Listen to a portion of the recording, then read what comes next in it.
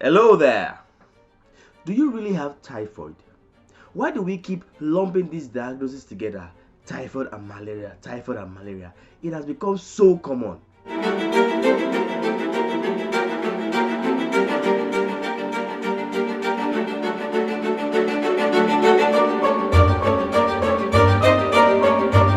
Welcome to your health today with Dr. Yide, where I talk about your health and wellness. I am Dr. Olaide Jinodu. If you are not yet subscribed to this channel, I know you're missing out. Why don't you subscribe right now and hit that notification bell so you get notifications every time I post new videos.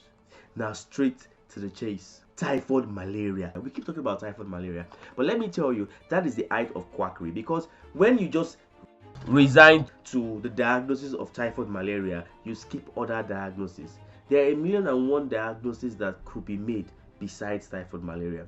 And let me burst your bubble. Most of those diagnoses made typhoid malaria are so wrong. First things first, typhoid is characterized by high grade fever.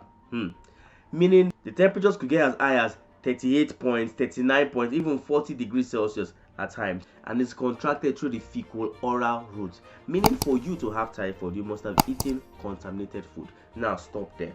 How do we usually make this diagnosis?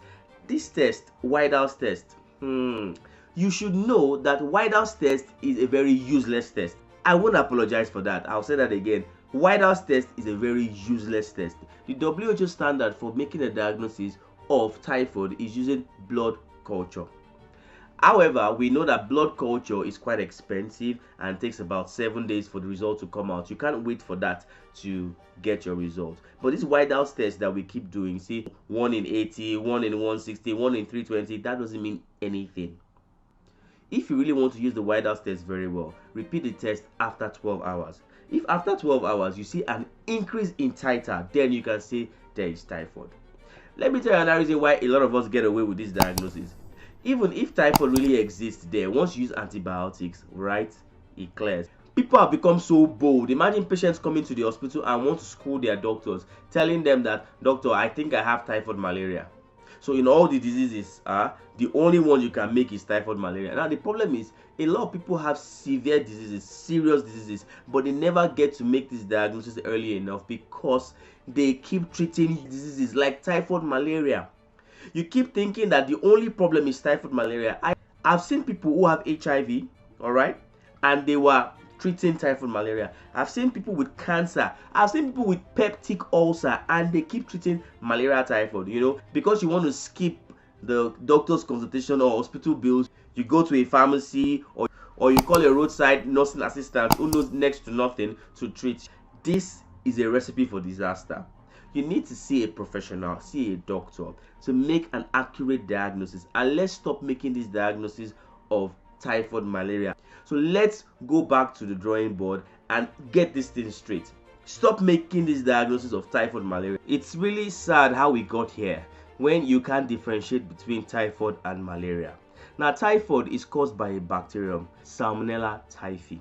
Once you've been exposed to this bacterium, it goes to hide in your gallbladder, even if it's not really active in your system. So every time you take the Yide test, it would always show a significant titer. 1 in 80, 1 in 160, 1 in 320, which doesn't mean anything.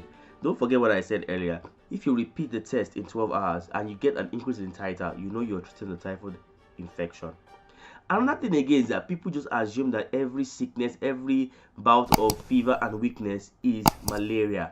Let's stop doing these things. Seek professional advice and stop using antibiotics and anti-malaria indiscriminately. All over the world, we have problems with drug resistance, and we are encouraging such with such quackery. Let's stop making this diagnosis of typhoid fever. Most of those diagnoses are wrong. If you just love this video, I would have you like, post your comments, share, and subscribe to my YouTube channel. So we'll meet again, same place, same time next week. Don't forget, health is wealth.